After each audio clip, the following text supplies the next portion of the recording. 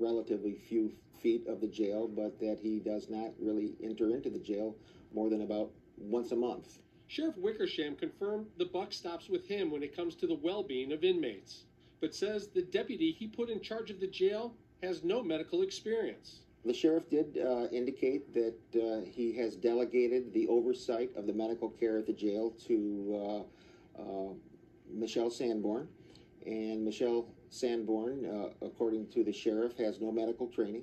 Stojewski can be seen on camera in his cell for his final 10 days in custody. Day after day, it's clear he isn't eating. Guards who monitor the camera in this area of the jail 24/7 seem to do little as he loses over 40 pounds in 17 days. Under oath, the sheriff says they were never trained. Nobody was trained to see if he was eating, to monitor what he was eating, to see if he was drinking, to monitor what he was drinking, and that's why the autopsy report said that he suffered from severe dehydration, that out of 33 meals that he was served in the high observation unit, he ate perhaps 3 of them, and in the last 3 days of his life, he had virtually no water. Stojewski died on his cell floor. After the death, the sheriff says he never asked to see the autopsy and only watched some of the video after the Local 4 defenders aired it on the news. The law in these cases indicates that if something is so obvious that even a layperson can see that this person is suffering and needs help, it's not good enough to say, well, we just made a mistake. At the Macomb County Jail, in the deposition, Sheriff Wickersham did say that after David Stojewski's death, they did start training their guards, and they are allowing them to send more inmates to the hospital when they feel that they are in danger. Kevin. We have more medical staff. Could we have a full-time doctor on staff 24 hours a day? Obviously, that's going to cost taxpayers more money to increase that type of contract. Have you requested those things? No. Why? Why? We put it out to contract. We had one bid. This is the company. It's within our budget. We would have to look at that at the next time up. Suspended license. She told the staff at the Macomb County Jail she was 8 months pregnant and had already scheduled a C-section because she was a high-risk pregnancy. Still, when she went into labor, she begged to go to the hospital, but no one would take her. Because. A mom and her son enjoying an afternoon together, but when night falls, the night terrors come. As Jessica Preston flashes back to her son Elijah's dangerous delivery on a dirty floor of the Macomb County Jail. I've been diagnosed with some PTSD. I have nightmares and, some trauma from it. Jessica was in jail for her first offense of driving on a suspended license. As she waited for her day in court, she went into labor. According to her lawsuit just filed in federal court, she pressed the emergency button in her jail cell and asked to go to the hospital. They said, no, we don't believe you, and I was kind of in shock. The contractions became more intense. She hit the emergency button again. And they told me the second time, knock your off.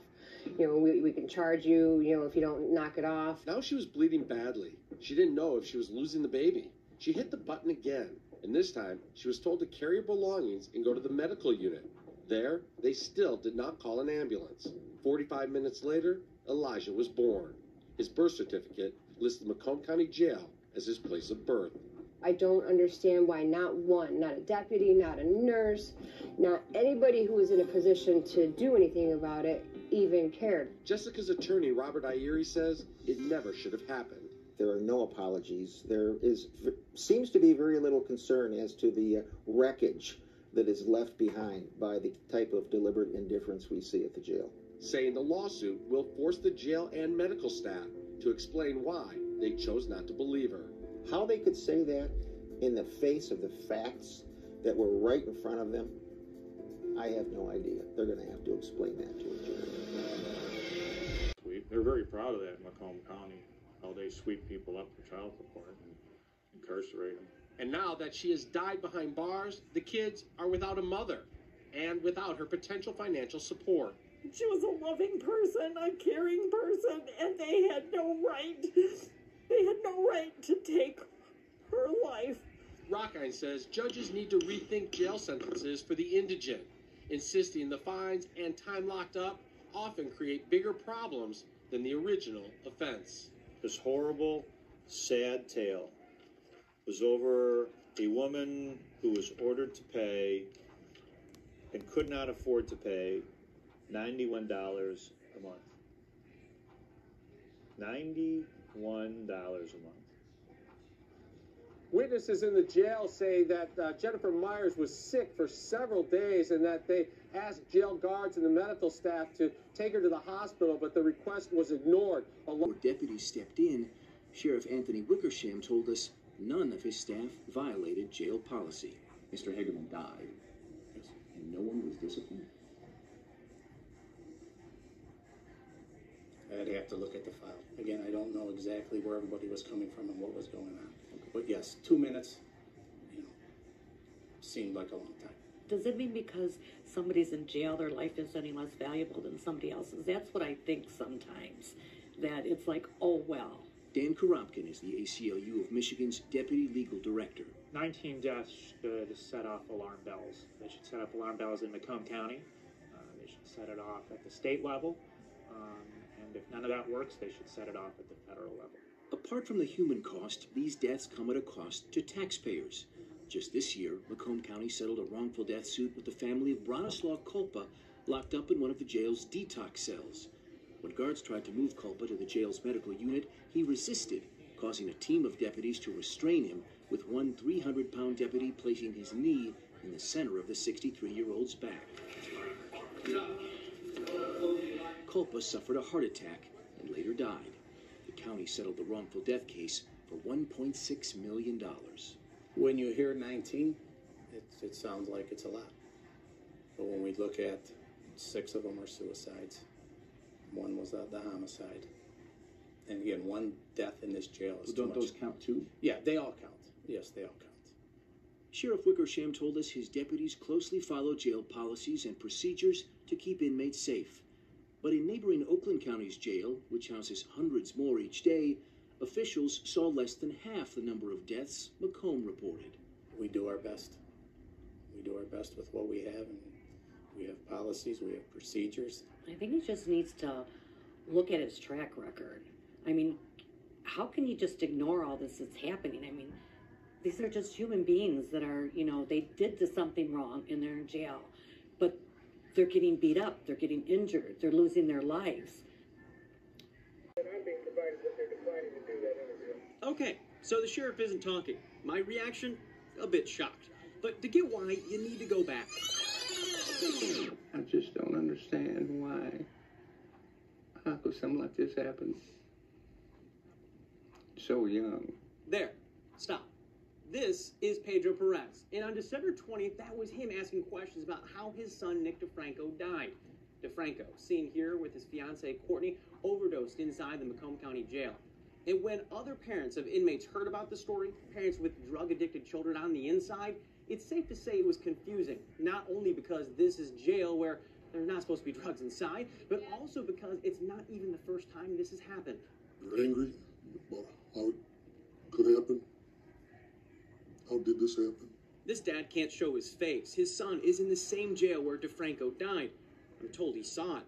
What this guy knows, what he understands, is that when you're a parent of an addict, you're almost hopeful when they get locked up. You think that now that they're off the street, in the facility, that they would be somewhat safe. So at one point, you had relief that he was in there? Sure. Because you believe that they're not going to have access to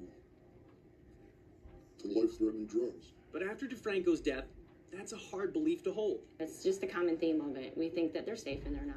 Melinda Odisho speaks from experience. Her uncle Dan Bird died from an overdose as well. He too had been in custody at the Macomb jail for weeks. Video from the day he died shows her uncle's bunkmate. She says he had to be moved because of Bird's odd behavior. A court dismissed the county of wrongdoing, but as more inmates die, this woman is asking why. You know that you have an ongoing problem in your jail.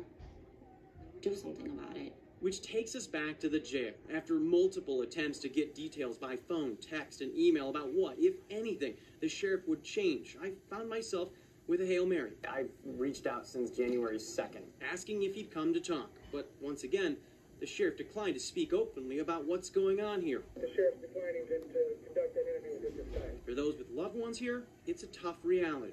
How hard would it be for your son to relapse? Not very hard at all. The people I spoke with say drugs are readily available inside the jail, and as we get more details about the number of overdoses happening inside, we will continue to press the sheriff to respond to those claims. In the meantime, I'm putting his full written response from December on our website. That's WXYZ.com. 7 months later, it happens again. 42-year-old Daniel Byrd dies in custody at Macomb County Jail. The cause of death, intoxication by multiple prescription medications. His family knew of his addiction and thought he would be safer in jail than on the street. You think that the jails are safe and secure and that they would know, how to properly detox, how to, keep their jails free of anybody passing away. I need an ambulance. What's different about Byrd's death is he was behind bars for 23 days on a probation violation. He couldn't have taken the drugs at home. He had to get them inside.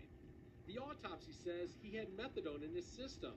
The family's attorney says doctors do not prescribe methadone to prisoners. He died. Byrd's cellmate buzzed security saying Byrd wasn't right.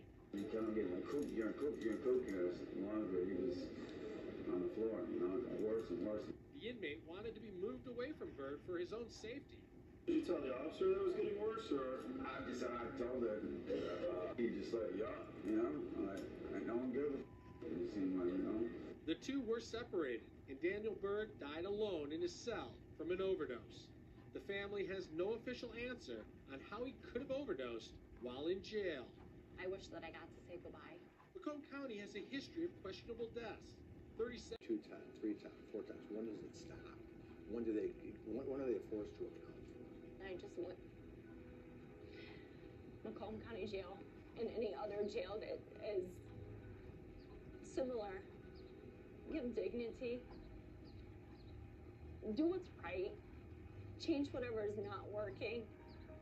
Don't let other families feel the way I feel. We asked the Macomb County Sheriff for a sit-down interview to discuss the deaths of Michael Piotrowski and Daniel Byrd. He declined. They also refused to give us a written response to our story.